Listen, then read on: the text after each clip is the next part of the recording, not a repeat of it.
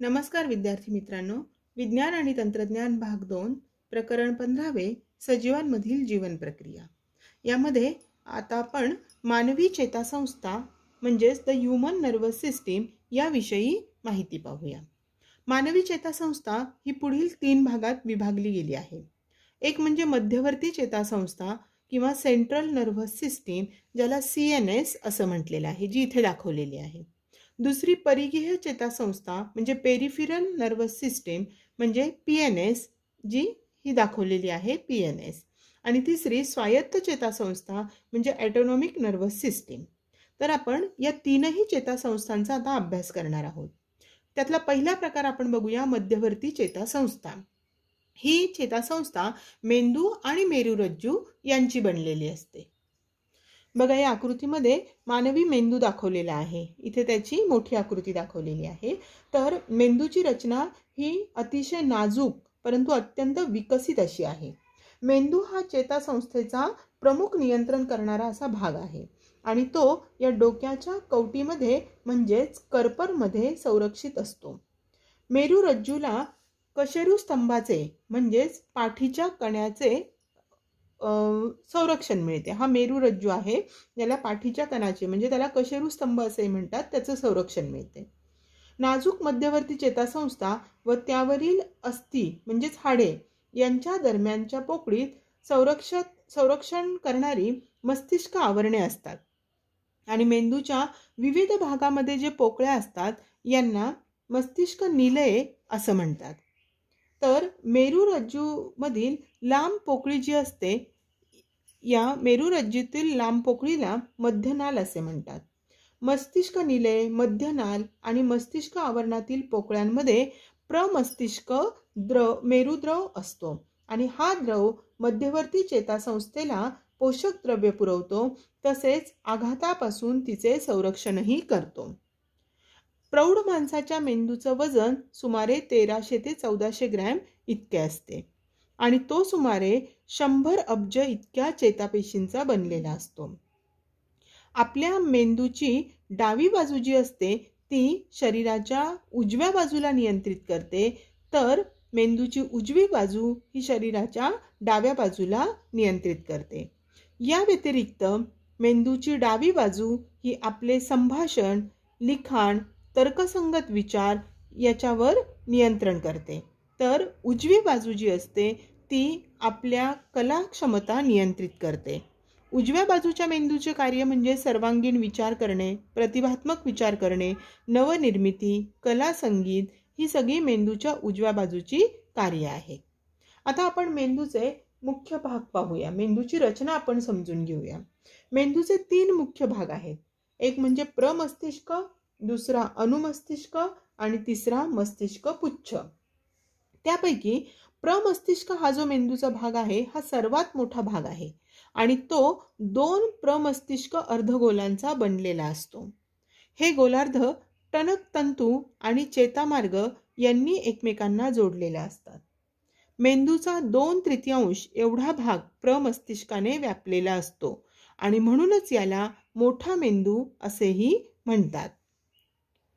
प्रमस्तिष्काचा बाहेरील पृष्ठभाग हा अनियमित वळ्या किंवा खाचा यांनी बनलेला असतो। इथे आकृतीमध्ये आपल्याला दिसतंय, याला संवलन असं म्हणतात आणि त्यामुळे प्रमस्तिष्काच्या पृष्ठभागाचे क्षेत्रफळ वाढते व चेतापेशींसाठी भरपूर जागा मिळते।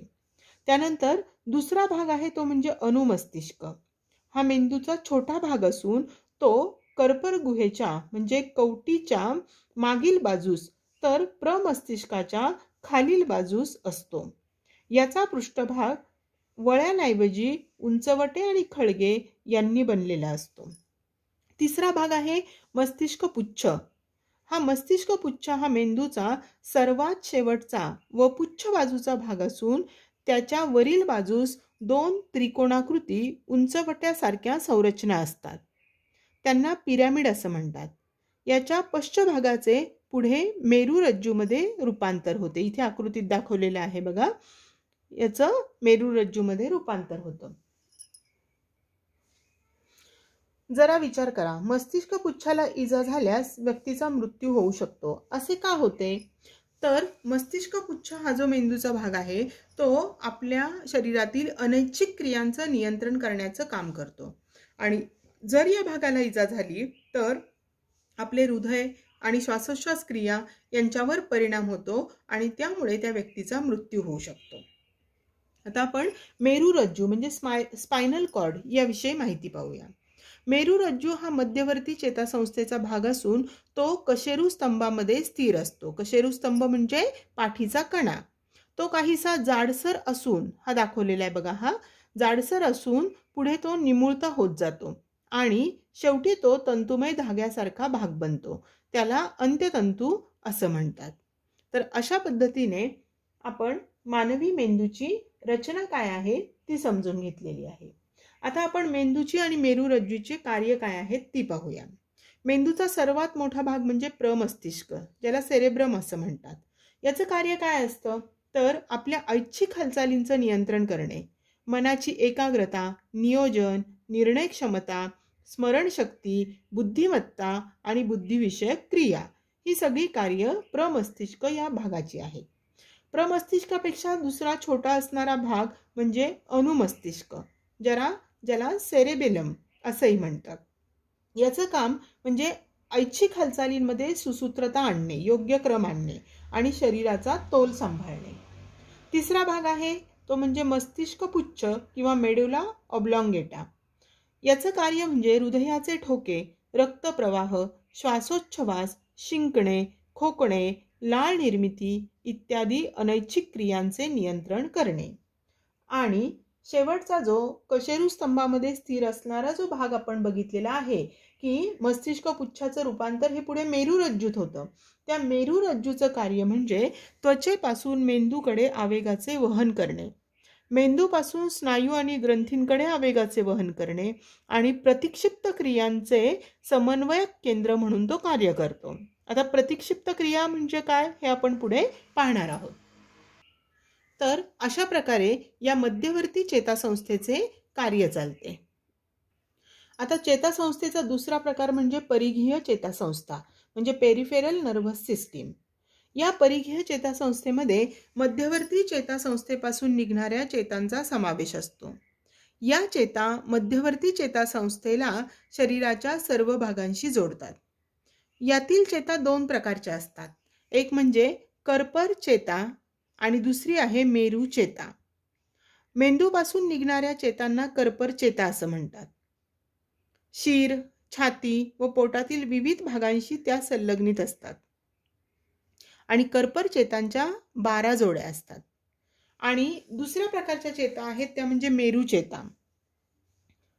मेरुरज्जूपासून निघणाऱ्या चेतांना मेरू चेता असं म्हणतात. या हात, पाय, त्वचा तसेच शरीरातील इतर भागांशी संलग्नित असतात आणि मेरू चेतांच्या 31 जोड्या असतात.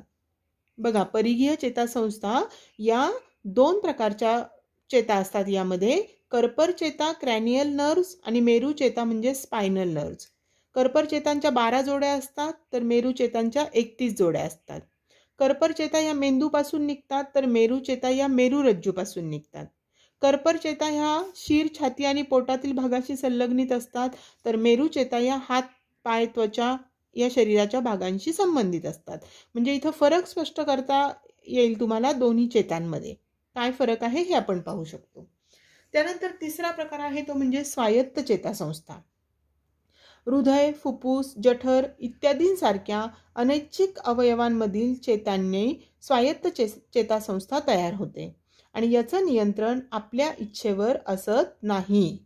तर या प्रकारच्या चेता ज्या हृदय, फुफ्फुस, जठर यासारख्या अनैच्छिक अवयवातील चेतांनी बनलेली असते ही चेतासंस्था, जिथं आपल्या इच्छेनुसार त्यांचं कार्य चालू शकत नाही.